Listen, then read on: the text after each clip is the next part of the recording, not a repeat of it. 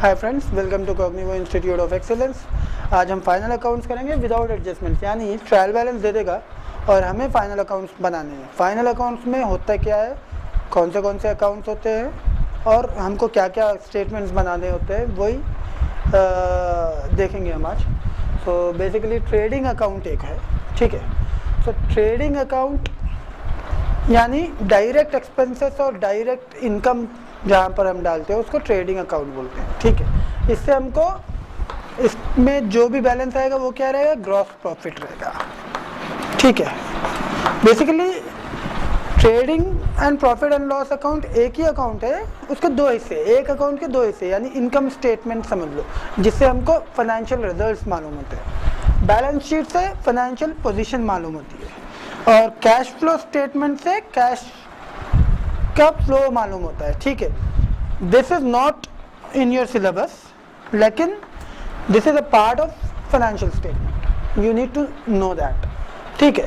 सो trading account से gross profit मालूम होता है, ये दोनों से फाइनेंशियल रिजल्ट्स मालूम होते हैं, ठीक है। फाइनेंशियल रिजल्ट्स किसको बोलते हैं? इट इज आइदर प्रॉफिट और लॉस, ठीक है। और प्रॉफिट एंड लॉस अकाउंट से क्या पता चलता है, नेट प्रॉफिट या लॉस, ठीक है। ग्रॉस प्रॉफिट या लॉस आपको ट्रेडिंग अकाउंट से पता चलता है, प्रॉफिट एंड लॉस अकाउंट से नेट प्रॉफिट या लॉस पता चलता है, बैलेंस शीट से फाइनेंशियल पोजीशन मालूम होती है। फाइनेंशियल पोजीशन किसको बोलेंगे? Financial position is nothing but हमारे पास कितने एसेट्स है और कितने लायबिलिटीज है, हमारे पास कितना सामान है जो कि हम यूज़ कर सकते हैं आगे के लिए, या फिर और दूसरा हिस्सा क्या होता है, हम कितने लोगों को पैसा बाकी है, उसमें ओनर का कितना हिस्सा है और बाहर वालों का कितना है। So these two things are known by balance sheet. Cash flow statement से कैश फ्लोज मालूम होते हैं, कैश साल भर में कितना आया और कितना गया बाहर और कितना है, ठीक है। कैश फ्लो स्टेटमेंट से मालूम होता है cash flows. Done. So cash flow statement आप लोगों को नहीं है, तो I will teach you all about trading account, profit and loss account, balance sheet. ये दोनों इनकम स्टेटमेंट है, ठीक है। तो एक ही अकाउंट है ये, असल में एक अकाउंट के दो हिस्से हैं, ट्रेडिंग अकाउंट और प्रॉफिट एंड लॉस अकाउंट। आप लोगों ने सिलेबस में अलग अलग करके दिखा रहा है, ट्रेडिंग अकाउंट करके, फिर P&L अकाउंट बोलकर। नॉर्मली क्या होता है, थोड़ा आप कॉर्पोरेट लेवल पर जाओगे, थोड़ा आगे बढ़ोगे अपने स्टडीज में, तो you will have income statement there, ठीक है, not trading and P&L account, ठीक है। तो नाउ सबसे पहले ट्रेडिंग अकाउंट डालते हैं, ठीक है, उसका प्रोफॉर्मा और उसमें कौन से आइटम्स आने चाहिए, ठीक है। सो बेसिकली ट्रेडिंग अकाउंट जो होता है वो डायरेक्ट इनकम और डायरेक्ट एक्सपेंडिचर रिपोर्ट करने के लिए होता है। Trading account of so and so company या नाम फॉर द ईयर एंडेड आएगा, फॉर द ईयर एंडेड या एंडिंग, जो भी डेट है आपकी, मार्च 31, जो भी आपका साल है, ठीक है। This is how it is. इसमें दो साइड्स होंगे, एक डेबिट साइड होगी, अकाउंट है ना, इसीलिए दो साइड्स, क्रेडिट होगी।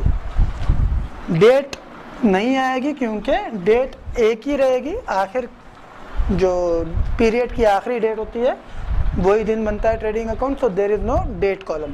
क्या रहेगा? पर्टिकुलर्स रहेगा, ठीक है। पर्टिकुलर्स रहेगा और क्या रहेगा? अमाउंट रहेगा, right. So there will be only particulars, amount के दो कॉलम, फिर पर्टिकुलर्स, अमाउंट के दो कॉलम। पर ज़्यादा हो गया नहीं, एक सेकंड सही करेंगे इसको। सो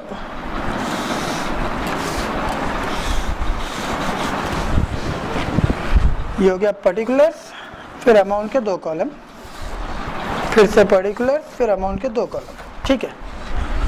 सो ट्रेडिंग और प्रॉफिट एंड लॉस अकाउंट दोनों का प्रोफॉर्मा सेम होता है। पर्टिकुलर्स अमाउंट के 2 कॉलम इसलिए मैं रुपीस डाल रहा हूँ, अमाउंट के 2 कॉलम इसलिए क्योंकि इनर कॉलम में आप वर्किंग्स करोगे, एडजस्टमेंट्स करोगे, और आउटर कॉलम में आप फाइनल अमाउंट डालोगे जो भी आइटम का है वो।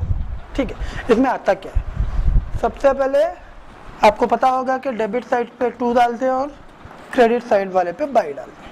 2 ओपनिंग स्टॉक, जो भी डायरेक्ट है फैक्ट्री के अंदर रहता है, फैक्ट्री चलाने के लिए खर्चा होता है, वो आप डेबिट मतलब ट्रेडिंग अकाउंट में डालोगे। ठीक है, ओपनिंग स्टॉक आ जाएगा, वैसे ही परचेजेस आ जाएंगे,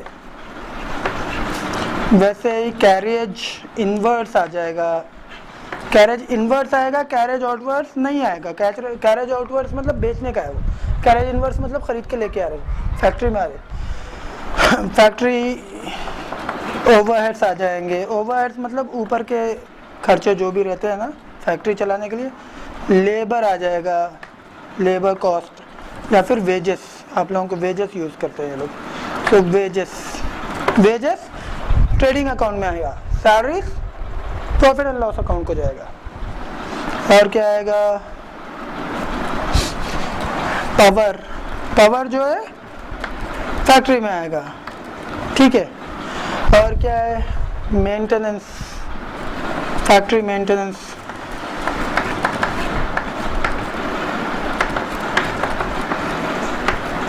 फैक्ट्री रेंट, जो भी फैक्ट्री से वाबस्ता है सारे के सारे इधर आएगा। ठीक है, एंड परचेजेस में रिटर्न्स माइनस हो जाएगा। परचेज रिटर्न्स या रिटर्न्स आउटवर्ड जो रहेगा वो माइनस होकर परचेजेस का अमाउंट आएगा। ठीक है, कैरेज इनवर्स, ऐसे ही आपके पास जो भी फैक्ट्री से रिलेटेड रहेगा सारा का सारा डेबिट साइड पे, जो भी कॉस्ट रहेगा, एक्सपेंस रहेगा, वो सारा का सारा डेबिट साइड पे आ जाएगा। और क्रेडिट साइड पे आएगा बाई सेल्स, सबसे इम्पोर्टेंट इनकम, आप सामान बेचोगे तभी आएगा, राइट। उसमें से रिटर्न्स निकाल लो, सेल्स में से रिटर्न्स इनवर्ड या फिर सेल्स रिटर्न्स, ये माइनस होके जो बैलेंस आएगा इधर डाल देंगे। क्लोजिंग स्टॉक, क्लोजिंग स्टॉक एक ऐसा आइटम है जो कि आपको कहाँ पर नहीं मिलता, आपकी ट्रायल बैलेंस में नहीं मिलता, अलग से देता है, you need to know that. और ये दोनों में आएगा, balance sheet and profit and loss account दोनों में आएगा। सो ये 2 मेन आइटम्स होते हैं जो कि ना ट्रेडिंग के लेफ्ट साइड में आएंगे। और आखिरी में अगर ये बैलेंस बड़ा है तो यहाँ पर 2 ग्रॉस प्रॉफिट आएगा, कैरीड डाउन करके जो भी फिगर रहेगा यहाँ पर आ जाएगा। ठीक है, अगर वो फिगर बड़ा है, टोटल बड़ा है, तो यहाँ पर बाई ग्रॉस लॉस आएगा, जो भी फिगर आएगा वो क्या करेंगे, कैरी डाउन करेंगे where profit and loss account. ठीक है, so this is the proforma for trading account. आगे हम P&L अकाउंट का प्रोफॉर्मा देखेंगे। प्रॉफिट एंड लॉस अकाउंट का भी प्रोफॉर्मा एग्जैक्टली ट्रेडिंग अकाउंट के जैसा ही होता है। ठीक है, यानी profit and loss account of so and so company या नाम for the year ended March 31st so and so date. ठीक है, so again 2 sides, debit and credit, there will be particulars rupees and rupees, 2 columns rupees के लिए, amount के लिए, and particulars amount के लिए फिर से 2 कॉलम्स। ठीक है, सो नाउ इसमें क्या होता है, सबसे पहला आइटम क्या आएगा, या तो ग्रॉस प्रॉफिट जो आ रहा है अपने, वो ग्रॉस प्रॉफिट ब्रॉट डाउन डाल लेंगे। अगर डेबिट साइड पे क्या आएगा, ग्रॉस लॉस ब्रॉट डाउन आएगा, और क्रेडिट साइड पे by gross profit brought down. ठीक है, वहाँ पर जो भी बैलेंस आएगा ट्रेडिंग अकाउंट का सबसे पहले वो आएगा यहाँ पर। उसके बाद में इनडायरेक्ट एक्सपेंसेस आएंगे और इनडायरेक्ट इनकम आएगी। Expenses should always be debited और इनकम्स शुड बी क्रेडिटेड। ठीक है, सो 2, अब जैसा सैलरीज है, कमीशन है, कमीशन एक्सपेंस की बात कर रहा हूँ मैं, इंटरेस्ट एक्सपेंस, एडवर्टाइजमेंट, एग्जाम्पल है स्टेशनरी, और कौन से रहते हैं, इलेक्ट्रिसिटी, डेप्रिसिएशन, और कौन से रहते हैं, बैड डेट्स। बैड डेट्स मतलब कोई पैसा डुबा दिया आपका, प्रोविजंस भी आए थे बैड डेट्स में नॉर्मली, ठीक है। ऐसे सारे जो भी इनडायरेक्ट रहते हैं ऑफिस से रिलेटेड रहते हैं और डायरेक्टली प्रोडक्ट बनाने में नहीं यूज़ हो रहे, वैसे जितने भी एक्सपेंडिचर्स है यहाँ पर डेबिट हो जाते हैं प्रॉफिट एंड लॉस अकाउंट में। और इनडायरेक्ट इनकम्स लाइक जैसा कि इंटरेस्ट इनकम है, डिविडेंड इनकम है, वैसे ही कमीशन इनकम है, डिस्काउंट रिसीव्ड है, ये सारे के सारे क्या होंगे, क्रेडिट होते हैं, इनडायरेक्ट इनकम्स, ठीक है। अभी इसका जो बैलेंस रहेगा, यानी अगर क्रेडिट साइड बढ़ा है so there will be a gross, there will be a net profit, ठीक है। क्रेडिट साइड बढ़ा है तो टू नेट प्रॉफिट बोल के लिख लेके यहाँ पर डाल देना। अगर डेबिट साइड बड़ा है क्रेडिट साइड छोटा है तो बाय नेट लॉस डालना पड़ता है, by net loss whatever the amount, जो भी बैलेंसिंग अमाउंट रहता वो। Then so this is the proforma for profit and loss account. Next हम बैलेंस शीट का प्रोफॉर्मा देखेंगे, ठीक है। बैलेंस शीट का प्रोफॉर्मा देखेंगे, उसके बाद में फिर we will go directly to problems where we have to create all these 3 items, ठीक है। तो बैलेंस शीट के लिए थोड़ा सा अलग रहेगा प्रोफॉर्मा, प्रोफॉर्मा तो सेम ही रहेगा, बस क्या है ऊपर जब लिखते हैं ना हम क्या ना, वी वर राइटिंग के profit and loss for the year ending या फॉर द ईयर एंडेड बोल के आ रहा था, राइट। अब इसका एज ऑन रहता है balance sheet of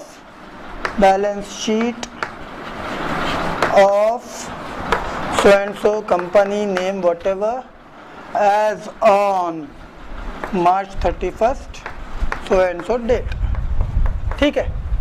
you have to remember this, as on आएगा बैलेंस शीट को क्योंकि वो एक दिन के लिए होती है, next day balance will change, ठीक है। मतलब next day balance sheet same नहीं रहेगी, चेंज हो जाएगी। प्रॉफिट एंड लॉस अकाउंट पूरे साल का रिजल्ट दिखाता है, बैलेंस शीट कोई एक दिन क्या पोजीशन है वो दिखाती है, कितना कैश है, कितना सामान है, कितने गुड्स है, दूसरे दिन सेल हो जाएगा, गुड्स चले जाएंगे, कैश आएगा, कैश का जो बैलेंस था वो बढ़ जाएगा, राइट।